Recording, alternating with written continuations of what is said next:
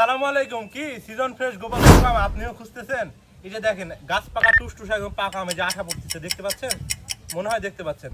তো এই আমটা যারা চাচ্ছেন যে আমরা সিজন ফ্রেশ গোপালভোগ আম খাবো, অবশ্যই আমাদের বিকল্প কিছু নাই, কারণ এই আমগুলো খুবই মিষ্টি হবে। আর এই সুমিষ্ট গোপালভোগ আম খেতে চাইলে অবশ্যই রাজশাহী সুনন্দন আমের প্রতি আস্থা রাখতে হবে। আর এই আমের বৈশিষ্ট্য হচ্ছে এই আমটি একটু সাইজে ছোট হয়, কিন্তু মিষ্টির দিক দিয়ে আবার সেরা হয়। কেন সেরা হয়? এই আমের মানে মিষ্টটার লেভেলটা অনেক বেশি, বিধায় এই আমটা মিষ্টি প্রচুর হয়। আর এই আমের আরেকটা বৈশিষ্ট্য হচ্ছে যে এটা আমরা ছোট কিন্তু প্রচন্ড রসালো। তো যারা চাচ্ছেন এরকম সুইট গোপালভোগ আম খাবেন, অবশ্যই আমাদের বিকল্প কিছু নাই, দ্রুত রাজশাহী সুনন্দন আমের পেজে অর্ডার করে ফেলেন।